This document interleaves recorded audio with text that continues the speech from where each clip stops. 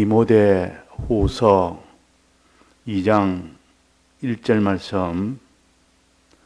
내 아들아, 그러므로 내가 그리스도 예수 안에 있는 은혜 속에서 강하고,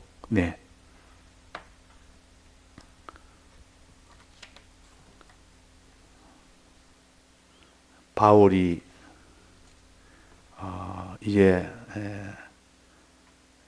마지막을 이제 될 줄을 알고 여러 군데 서신도 했고 마지막으로 보내는 서신입니다. 이 디모데후서는 에베소 교회에서 목회하는 이 디모데에게 보내는 편지입니다.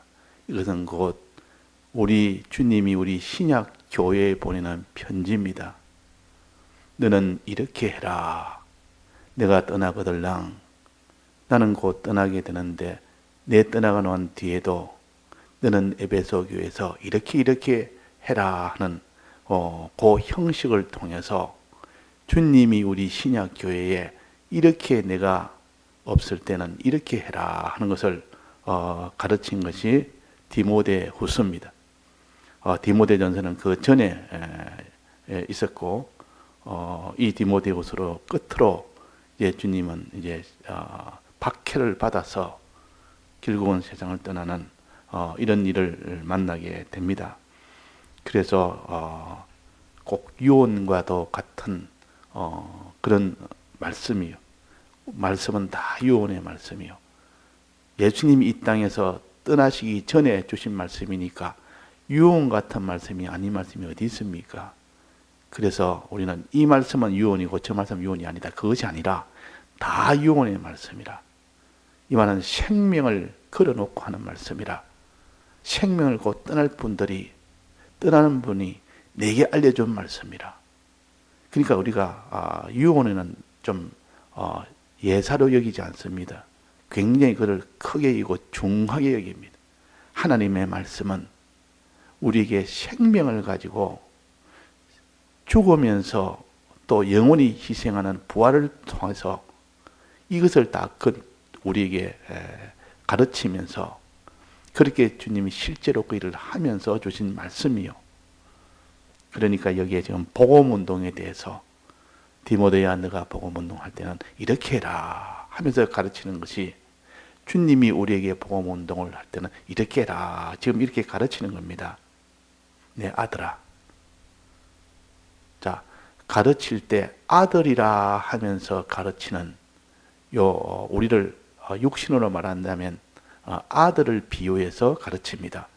우리 성도를 육신의 아들처럼 여기며 디모데는 내 믿음의 아들이라 그랬습니다. 그러니까 아들이라는 것은 바울이 믿음의 아들인 이 디모데에게 지금 하는 말이고 또 그 속에 실상은 주님이 우리가 하나님의 아들인 하나님이 우리 아들인 우리에게 하는 말씀이라. 내 아들아, 그러므로 내가 그리스도 예수 안에 있는 은혜 속에서 강해라. 이걸 첫 번째로 뒀습니다. 복음 운동할 때 여러 가지가 많이 있지만은 첫 번째로 두었습니다. 그래서 아들은 꼭 그 부모를 생각할 때 그때 강하게 된다. 무엇을? 부모의 은혜를 생각할 때. 그러니까 그리스도 예수 안에 있는 은혜 속에서는 살 때 그때 그 사람이 굉장히 강한 사람이 됩니다. 강한 사람.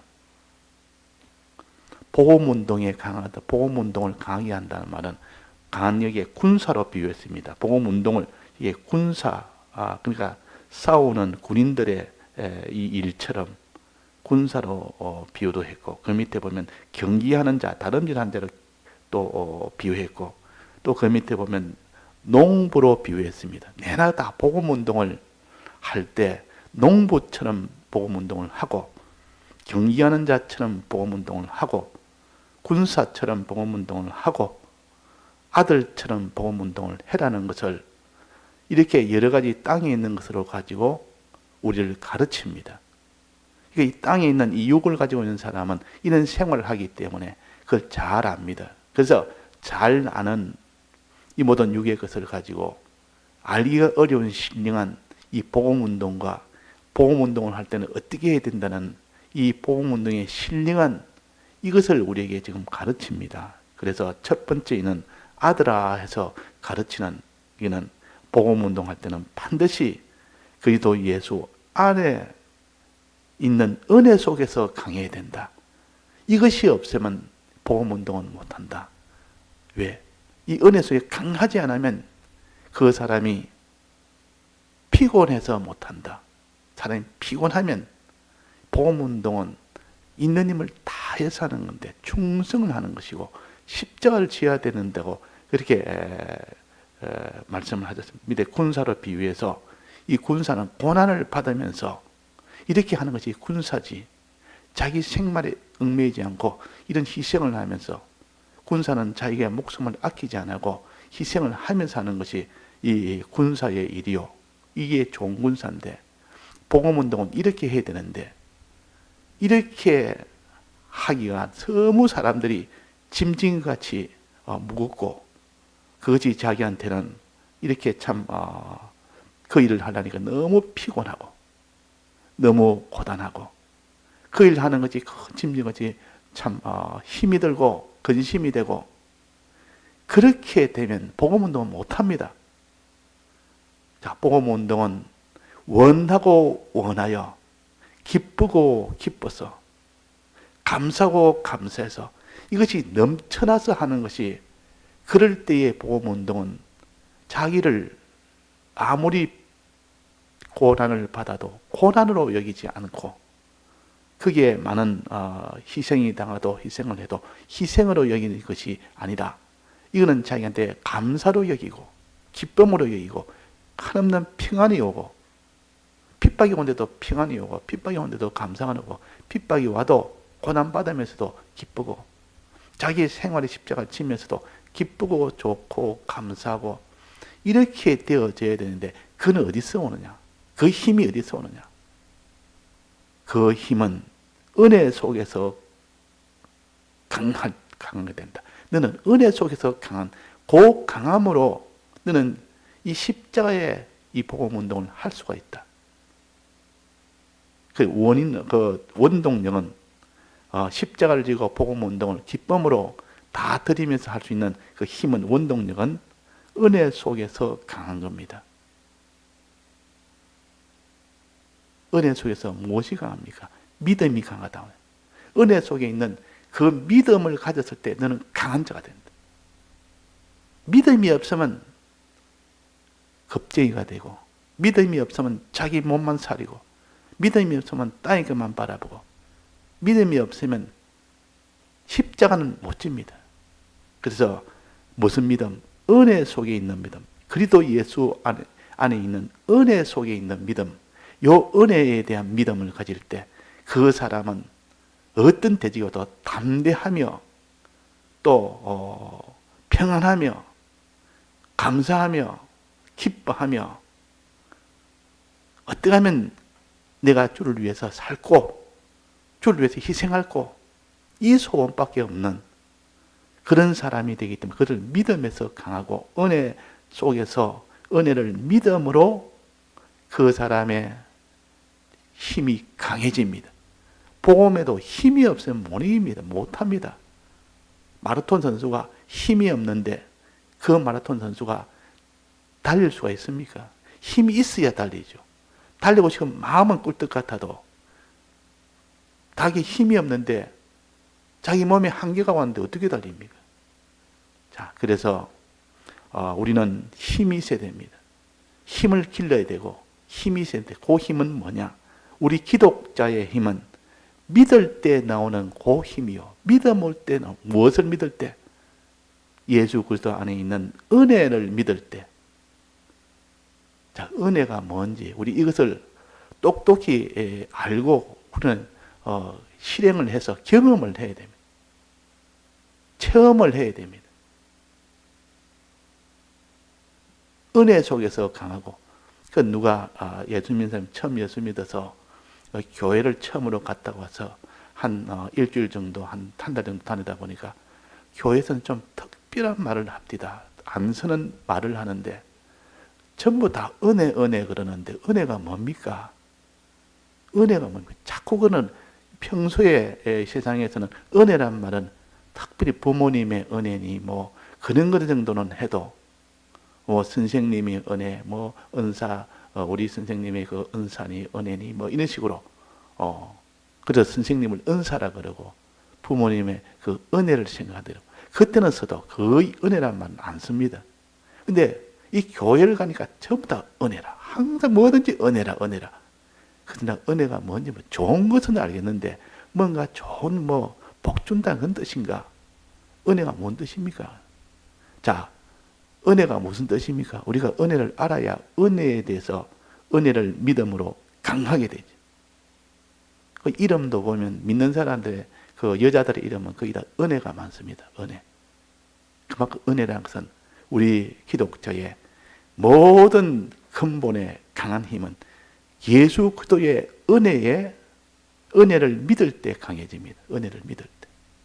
자, 은혜라는 것은 쉽게 말하면 일하지 않고 싹을 받는 것을 은혜라 그럽니다.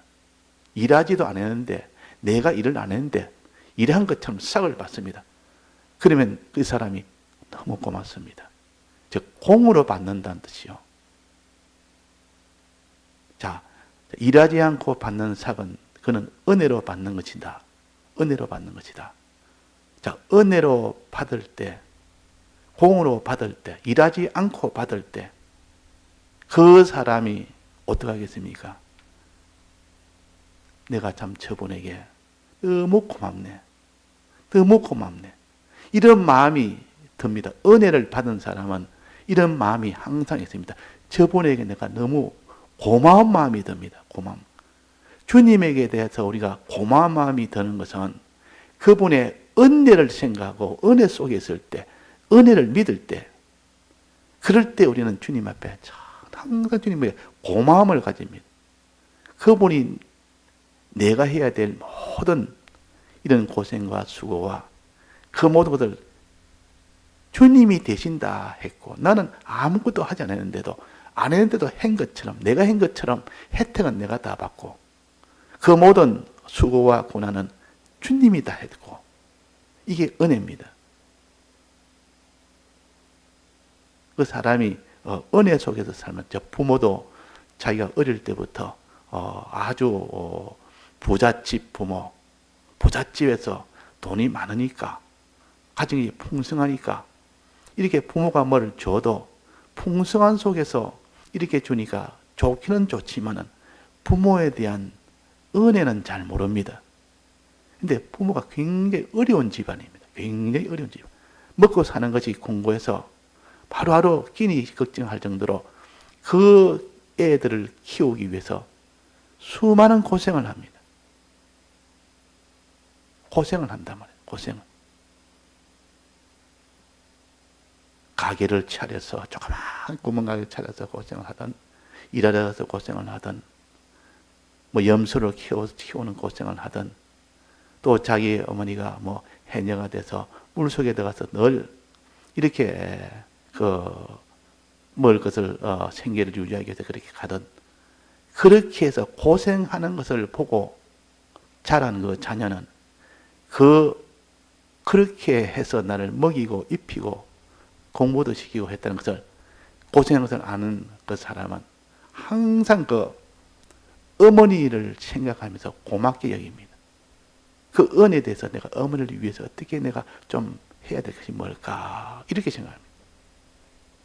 그리고 보통 그 부모 중에는 아버지가 있고 어머니가 있는데, 자식들은 거의 다 보면 어머니에 대해서는 굉장히 참 늘 이렇게 고맙게 여기고, 그 어머니가 자기를 위해서 희생한 것에 대해서 덜 마음에 끊이지 않습니다. 그 부모가 다 돌아가시고 이제 오랫동안 세월이 흘러도 늘 어머니에 대한 그런 그리움은 늘 있습니다. 어머니에 대한 그리움. 왜? 어머니가 자기 희생을 많이 했거든.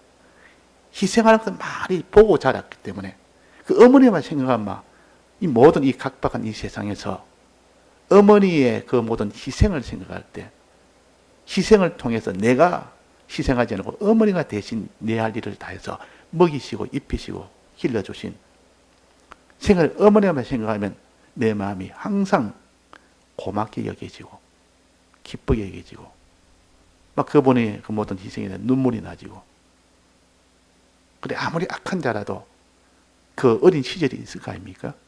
어린 시절에 우리나라는 다 참 굉장히 환란을 거쳐서 온 아주 빈민국의 그런 세월이 있었습니다.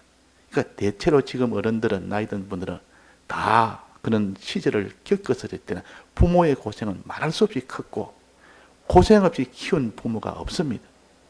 고생이라는 고생은 다 하면서 자녀를 다 키웠기 때문에 그들 어릴 때 본 그 자녀들은 늘 어머니만 생각하면 늘 이렇게 마음에 감사한 마음이 생겨지고 이렇게 됩니다.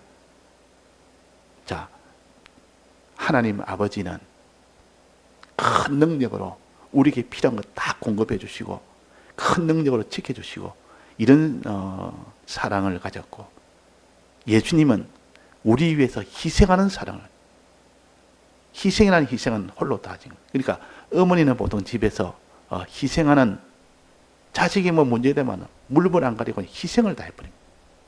그거를 늘 보도록 한 것이 어머니예요. 아버지는 희생보다는 필요할 때 모든 것을 공급해주는 이런 일에 전부를 다 하는 거죠. 그래서 둘 다 희생도 있지만은 다 희생이지만은 예수님은 우리 위하여 대신 십자가 희생을 진 것이고 하나님 아버지는 우리에게 필요한 것을 다 공급하시고 모든 걸 지켜주시고 보호해 주시고 이런 면에 대해서 믿을 때 그 사람 속에 든든함이 생기고 그 사람 속에 감사함이 생기고 자 아들아 은혜 속에서 누구 은혜? 그리스도 예수 안에 있는 은혜 우리 위하여 희생한 내가 수고해야 될 것을 예수님이 대신 수고해서 해주신 이분을 은혜의 주님이라 은혜의 주님이라 우리 위하여 내가 지은 죄 때문에 내가 형벌 받은데 예수님이 대신 형벌을 받았어. 그래서 죽기까지 형벌 받았다. 내가 의가 있었는데 의가 없는데 이 의를 주시기 위해서 예수님이 대신 십자가 죽기까지 해서 의를 만들어 주셨습니다. 우리가 선이 없는 우리에게 하나님의 화목을 주시기 위해서 대신 죽기까지 해서 선을 끝까지 이루어서 우리에게 주고 가셨습니다. 우리 위하여 대신 부활해서 우리에게 없는 그 성령을 주시고 영생을 주시기 위해서 예수님이 부활을 하신 겁니다. 성령을 주시기 위해서 또 영생을 주시기 위해서 그래서 예수님은 전부 우리 위하여 좀 희생이라 우리만 잘 되면 우리만 형벌 받지 않으면 우리만 어렵게 된다면 우리만 선하고 우리만 성령을 받아서 우리만 하나님 보좌 우편에 앉는 이런 영광을 가지게 된다면 물불을 아끼지 아니하고 물불을 가리지 아니하고 그대로 희생을 다 보니 예수님이시요. 이 예수님을 많이 본 사람 어릴 때부터 이 예수님을 항상 생각하고 본 사람은 믿음에 강한 사람 이 사람이 복음의 운동의 용사가 됩니다. 이 사람이 복음 용사지 그 사람이 선천적으로 이렇게 굉장히 강한 사람 성격이 강하고 의지가 굳고 이렇게 대적이 와도 두려워하지 않고 싸우는 그런까지는 복음 운동은 못합니다. 세상 운동은 해도 세상의 용사는 돼도 복음의 용사는 안 됩니다. 복음의 용사는 다른 사람을 사랑하는 것이 복음의 용사인데 다른 사람에게 복음을 전해서 그들도 같이 다 구원을 얻도록 하는 복음의 용사인데 세상에 그런 힘있고 강하고 뛰어나고 그런 것은 이 복음의 용사에는 오히려 불리합니다. 그런 것이 하도 없고 나는 없는 자요 가난한 자요 못난 자요 천한 자요 이런 사람을 오히려 더 세워서 천한 자를 세우고 못난 자를 세우고 어린아이 같은 이런 자를 세워서 그 사람을 오직 예수 그리스도의 은혜를 믿는 사람 만들어서 믿는 그 힘으로 복음 운동을 합니다. 믿는 그 힘이 중만큼 있으면 주먹만큼 복음 운동을 하지. 다른 후천적인 요소 그건 아무 소용없어요. 부자니까 저 사람 잘할 거다. 저 사람은 성격이 아주 찬찬하니까 복음을 잘 전할 거다. 저 사람은 성격이 남한테 꺾이지 않으니까 복음을 끝까지 복음을 전할 거다. 이런 것은 후천적이기 때문에 세상 운동은 할 수 있어도 복음 운동은 그것 가지고는 안 됩니다.